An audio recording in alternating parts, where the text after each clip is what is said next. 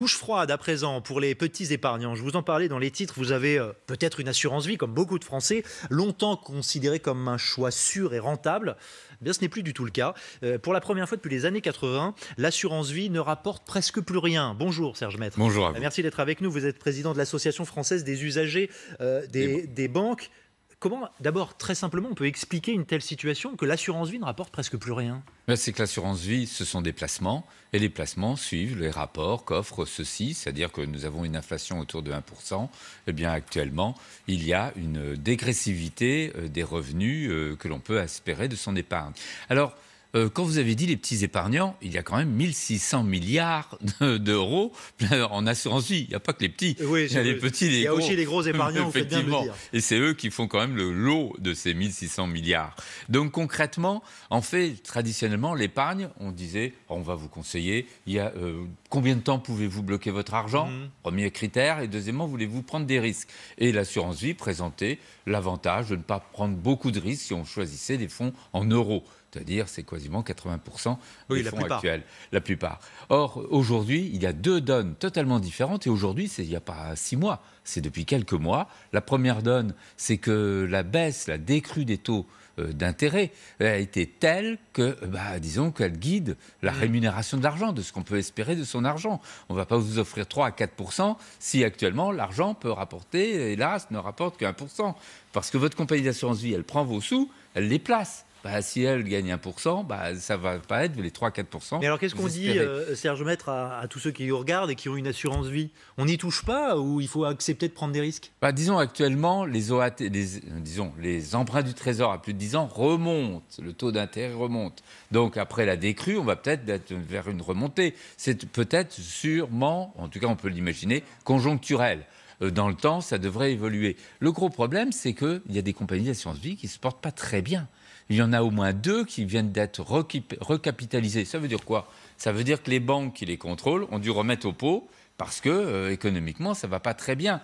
Parce qu'il y a un certain nombre d'assurances-vie qui vous donnent 3-4% des anciens contrats, alors qu'actuellement, la compagnie d'assurance-vie, elle peut obtenir, elle, sur le marché, que du 1%. Vous voyez tout de suite qu'il y a un déphasage.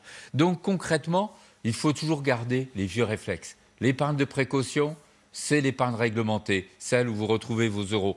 Pas tout à fait à la valeur... vous retrouvez le nombre d'euros possible, mais au pouvoir d'achat, c'est peut-être pas tout à fait la même chose, mais avec 1% d'inflation, c'est presque la même chose. Donc l'épargne de précaution. Et puis à côté, vous choisissez de prendre un peu plus de risques. Et puis vous gardez un quart, un tiers, où là, vous allez prendre des risques, parce qu'il existe toujours des produits qui vous promettent beaucoup, mais avec le risque de perdre. Serge Maître, restez avec nous. L'assurance vie, c'est une chose, le livret A, c'en est une autre. Le taux pourrait encore baisser, nous dit-on, même si ça reste, ce livret A, le placement préféré des Français. Vous voyez le sujet de Florence de Juvigny. Il était presque un rituel de passage à l'âge adulte. La première étape de tous les grands projets pour 8 Français sur 10 détenteurs d'un livret A. À l'époque, on passait le certificat, on nous donnait un peu d'argent, au brevet, on nous donnait un peu d'argent, et on le mettait toujours au livret. Donc c'était une institution, voilà. J'ai économisé pendant quelques années, j'avais eu des intérêts, et cet argent-là m'a bien aidé. Une épargne accessible, pratique, mais de moins en moins intéressante. Si le gouvernement décide d'appliquer la nouvelle formule de calcul, le taux d'intérêt passera de 0,75% à 0,5% en février. 0,75, peut-être 0,50, on se demande à quoi ça sert pratiquement à rien, parce que, mais enfin c'est de l'argent qui est disponible. Un nouveau calcul qui tient compte de l'inflation, la hausse des prix. Conséquence, pour 5 000 € placés, ce sont 12,50 € de moins par an. Alors l'on croise plusieurs déserteurs du livret A. Ça ne rapporte plus rien, alors c'est pas la peine. Le livret A, je le mets sur mon compte, puis c'est tout. Bon, c'est pratique, mais ça ne rapporte rien, ça ne rapporte absolument rien. Épargner, investir ou dépenser. 0 placement, non, je le dépense pour me faire plaisir. 10 € suffisent, alors le livret A reste l'épargne préférée des Français. Bon, Serge Maître, encore une question. Ça sert à rien, comme disait monsieur, le livret A, ça sert plus à rien?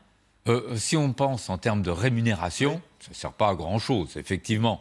Maintenant, il y a une valeur psychologique, une valeur sociale. Il faut rappeler que les deux, pratiquement moins de 700 €, c'est les sommes que détiennent les 2 tiers des titulaires de livret A. Donc, ce n'est pas eux qui font la richesse du livret A, c'est tous les autres qui font le plein, mais ils sont minoritaires. Grosso modo, c'est l'exemple typique de l'instrument de pédagogie d'une époque, mais avec les jeunes que l'on a aujourd'hui, la pédagogie active de jouer les écureuils ce n'est plus totalement à l'ordre du jour.